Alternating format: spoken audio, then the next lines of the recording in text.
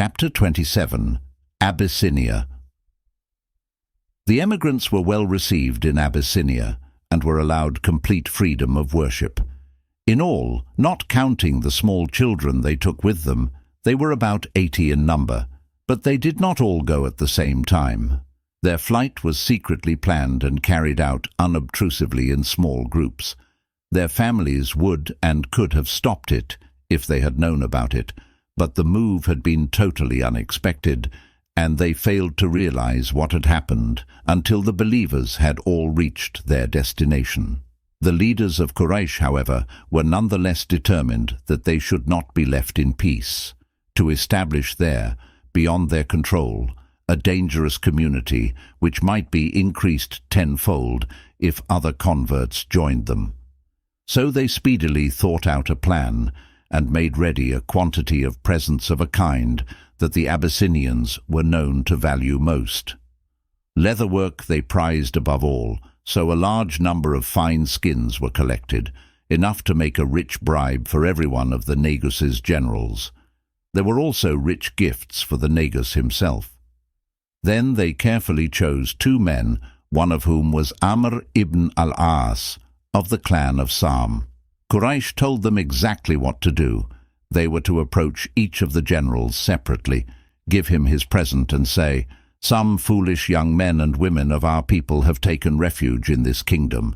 They have left their own religion, not for yours, but for one they have invented, one that is unknown to us and to yourselves.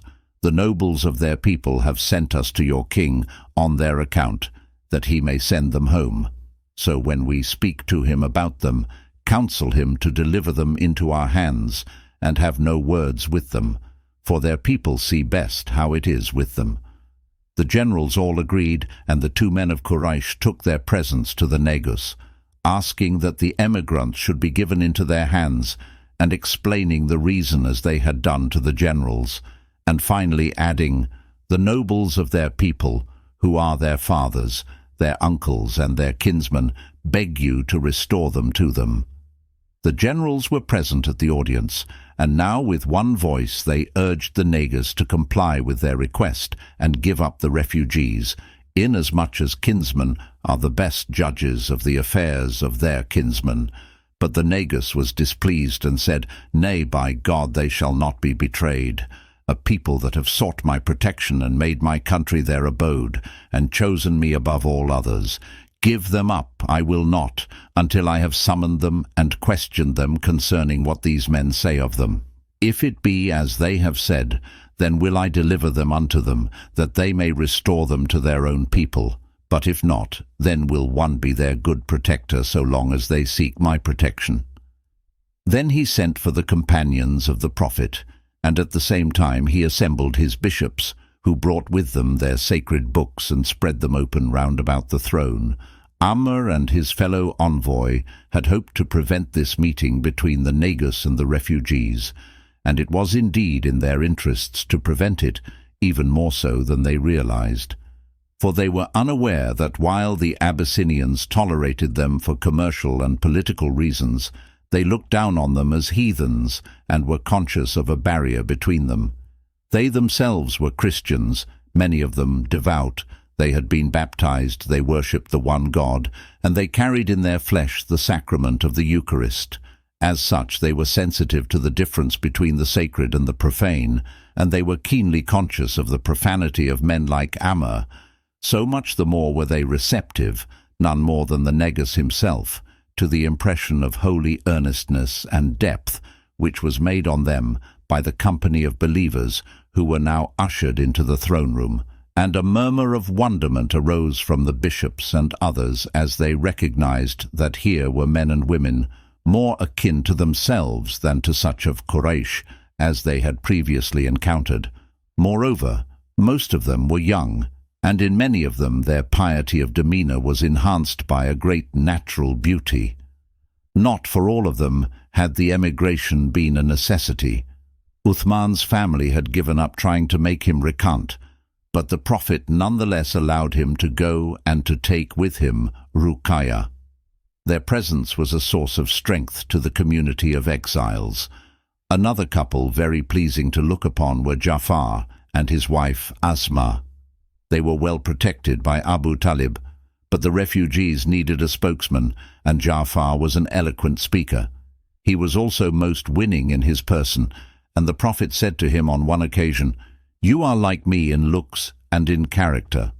It was Jafar he had chosen to preside over the community of exiles, and his qualities of attraction and intelligence were amply seconded by Musab of Abd ad-Dar, a young man whom the Prophet was later to entrust with a mission of immense importance in virtue of his natural gifts.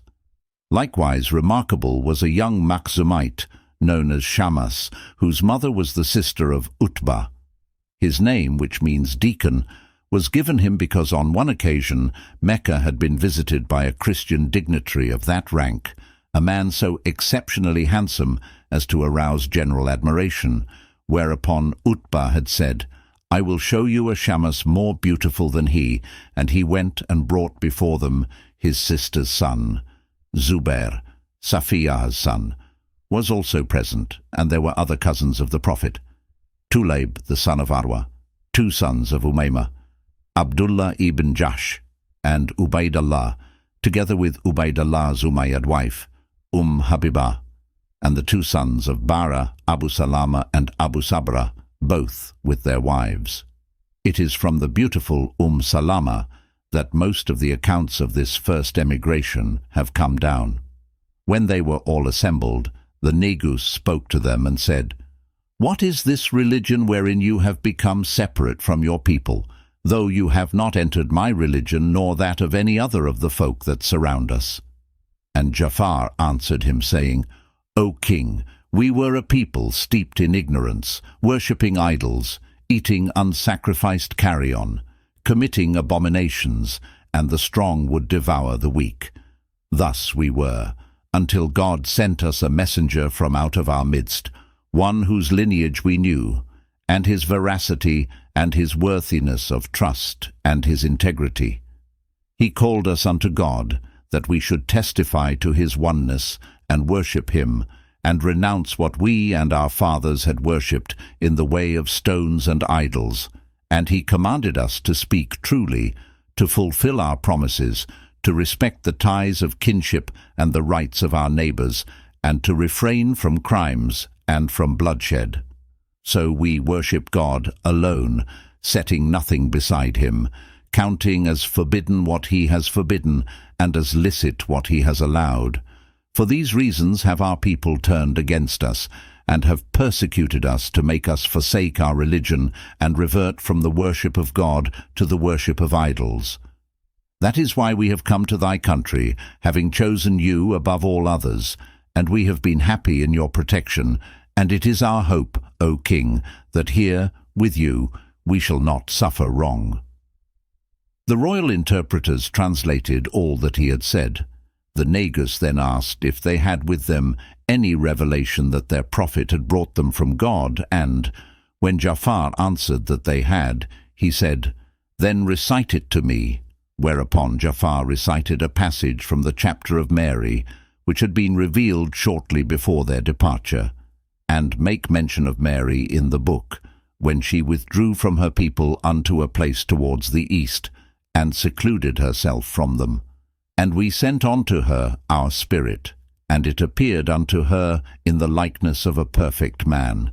She said, "I take refuge from you in the infinitely good, if any piety you have." He said, "I am none other than a messenger from your Lord, that I may bestow on you a son most pure." She said, "How can there be for me a son, when no man has touched me, nor am I unchaste?"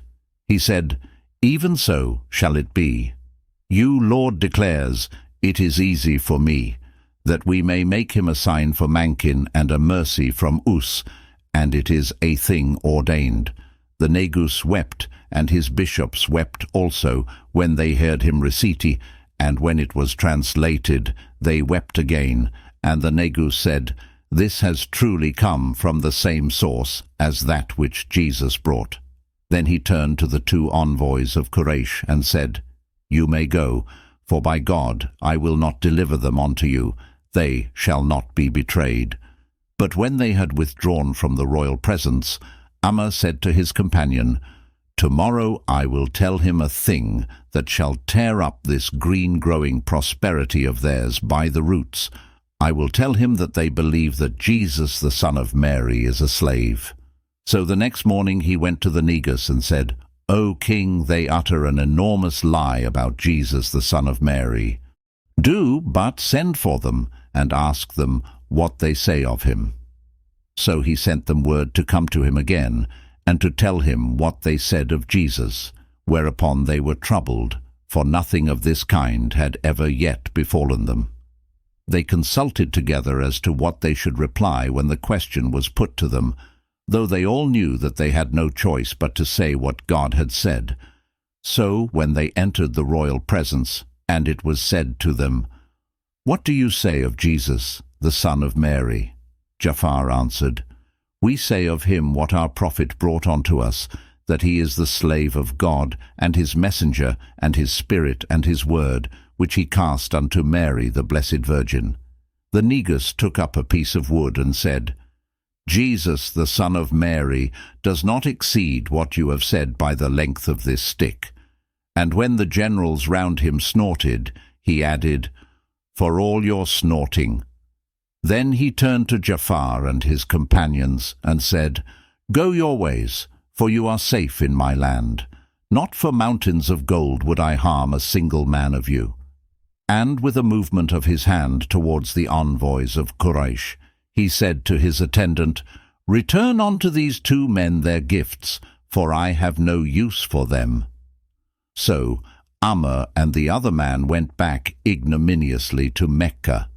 Meantime the news of what the Negus had said about Jesus spread among the people, and they were troubled and came out against him, asking for an explanation and accusing him of having left their religion. He thereupon sent to Ja'far and his companions and made ready boats for them, and told them to embark and be ready to set sail if necessary. Then he took a parchment and wrote on it, "He testifies that there is no God but God, and that Muhammad is his slave and his messenger, and that Jesus the son of Mary is his slave and his messenger, and his spirit and his word, which he cast unto Mary." Then he put it beneath his gown and went out to his people who were assembled to meet him, and he said to them, "Abyssinians, have I not the best claim to be your king?" They said that he had. "Then what think you of my life amongst you?" "It has been the best of lives," they answered. "Then what is it that troubles you?" he said. "You have yet left our religion," they said, "and has maintained that Jesus is a slave." "Then what say you of Jesus?" he asked. "We say that he is the Son of God," they answered. Then he put his hand on his breast, pointing to where the parchment was hidden, and testified to his belief in this, which they took to refer to their words. So they were satisfied and went away, for they were happy under his rule, and only wished to be reassured. And the Negus sent word to Ja'far and his companions that they could disembark and go back to their dwellings, where they went on living as before in comfort and security.